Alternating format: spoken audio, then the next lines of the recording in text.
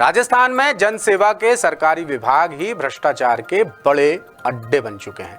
सरकारी अधिकारी कर्मचारी खुलेआम सरकारी खजाने को चूना लगा रहे हैं, चपत लगा रहे हैं, जिनमें शिक्षा और ग्रामीण विकास विभाग सबसे ऊपर है, टॉप पर। सरकारी विभागों में गबन और घोटालों से जुड़ी 750 से ज्यादा शिकायतें सरकार के पास पहुंची हैं, जिनके मुताबिक अधिकारियों ने सरकारी खजाने को 131 करोड़ रुपए से ज्यादा की चपत लगाई है। और सरकार की बेबसी देखिए कि दागी अधिकारियों से वसूली करने में उसके पसीने छूट रहे हैं, क्योंकि कोर्ट में सैकड़ों मामलों की सुनवाई चल रही है। इस पर कैग ने भी कड़ी आपत्ति दर्ज कराई है और नाराजगी जताई है कि भैया बार बार रिमाइंडर देने के बाद भी विभाग दोषी अधिकारियों से रिकवरी नहीं कर पा रहे हैं। ये चिंता का विषय है। बस विभागीय जांच के आधार पर सैकड़ों मामले लटकाए बैठे हैं विभागीय अधिकारी।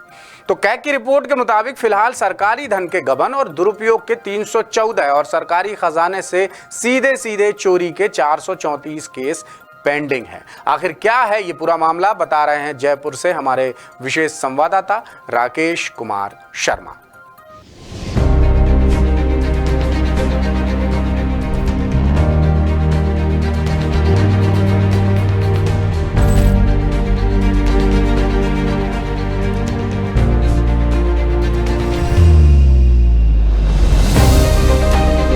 चाहे देश का कोई भी राज्य हो, हर राज्य में भ्रष्टाचार की अपनी अलग कहानी है। सरकारी विभागों में व्याप्त भ्रष्टाचार की ऐसी ही अनोखी और शर्मनाक कहानी राजस्थान से सामने आ रही है, जिसका खुलासा नियंत्रक एवं महालेखा परीक्षक यानी कैग ने किया है।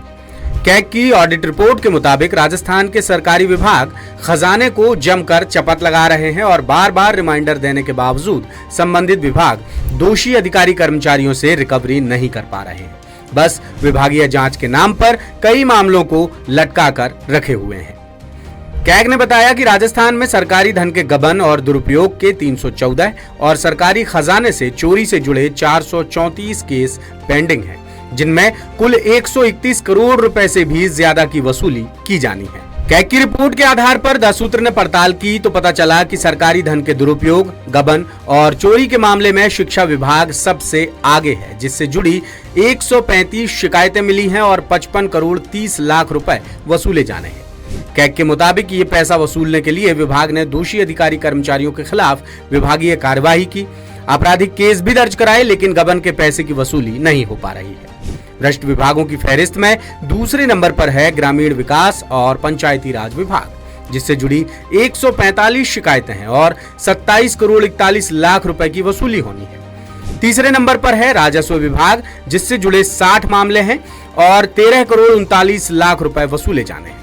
इधर निर्माण विभाग में भी भ्रष्टाचार की सबसे ज्यादा 235 शिकायतें हैं, लेकिन गबन की रकम 9 करोड़ 61 लाख रुपए है। इसी तरह चिकित्सा विभाग में 8 करोड़ 28 लाख रुपए और स्वायत्त शासन विभाग में 3 करोड़ 91 लाख रुपए की वसूली होनी है। वहीं बाकी सरकारी विभागों की 105 शिकायतें हैं, जिनमें 13 करोड़ 16 लाख रुपए वसूले जाने हैं। अब आपको गबन और चोरी के अनोखे तरीके बताते हैं। कैग के मुताबिक सरकारी अधिकारी कर्मचारियों ने सरकारी खजाने को चपत लगाने के लिए फर्जी बिल्स और चेक्स का सहारा लिया है। इसके अलावा फर्जी राजस्व टिकट और स्टाम्प के जरिए भी सरकार को करोड़ों रुपए की चपत लगाई है। मिसाल के तौर पर पुरातत्व विभाग में अल्बर्ट हॉल संग्रहालय और जंतर मंतर वेधशाला में फर्जी टिकट छापकर 4 बाबू और चपरासी ने करोड़ों रुपए की हेराफेरी की है।